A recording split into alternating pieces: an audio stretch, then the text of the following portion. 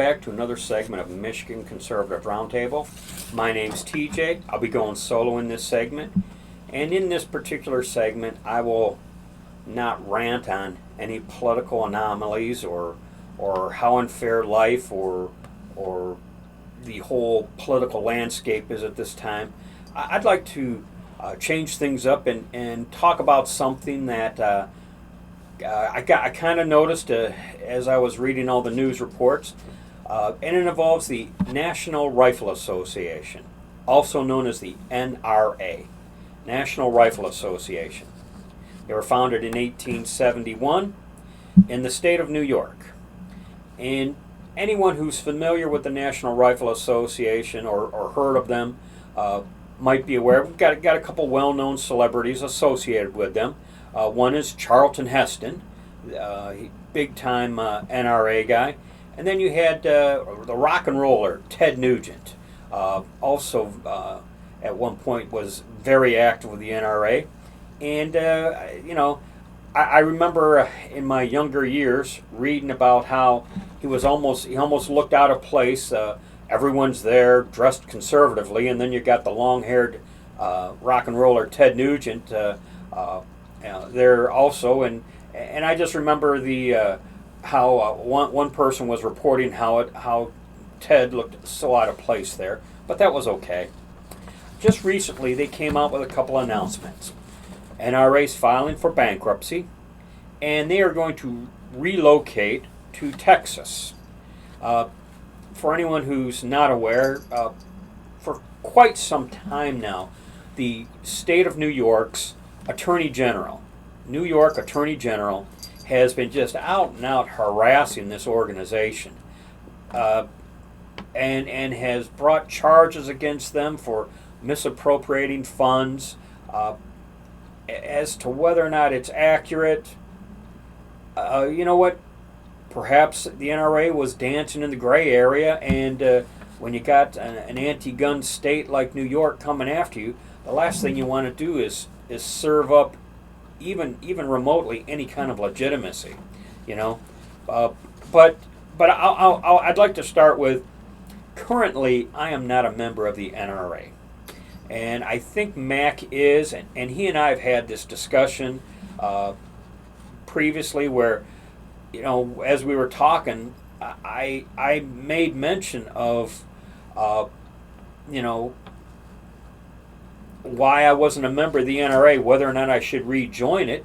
And I always went back to the 1990s. I was a member. And, had the little NRA sticker on my car, had, displayed it proudly, and then even for a brief time, I was a certified NRA handgun instructor. So I was pretty involved in my younger years, and over the course of time, I noticed I was getting this deluge of junk mail, and it had to be somehow coming through. I don't know if the NRA was giving my information to these different organizations or what, but I was getting just pieces of junk mail, one right after the other, and so much of this junk mail, they were asking for money for this cause, money for that cause, and you wanna fight the left, but finally I got a piece of junk mail that just really turned me off. And for me was the last straw. And basically the message of this junk mail was, if you're a real patriot, you'll give to this cause. And I said, that's it. You're going to bug a person like me of simple means, and then say that if I don't give money to your cause, by your definition, I'm not a patriot. And that was it. I severed ties. I severed ties with pretty much everyone, the NRA, and do I regret it? Sometimes I reflect on whether or not I made the right decision, but I feel, and this goes back to the New York State Attorney General harassing them.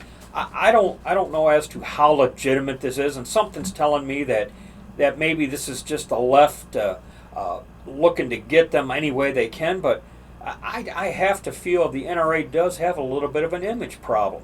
And what I mean by that is they got this really nice building, okay, and then you hear about them having seminars here and seminars there, and jet setting wherever, across the country. And then I get letters. Then someone like me of simple means gets letters asking for money, and that just and if that wasn't enough, just the other day I was watching Boy 32 Tactical. I like watching his channel. He's got a boatload of subscribers. We can only hope to have as many subscribers as he's got. But he's talking about this too. And if he wasn't saying the exact same thing I just now said, and if I understood him correctly, he is not a member either, and reflects on the days when they were bugging him for money, and he just got tired of it.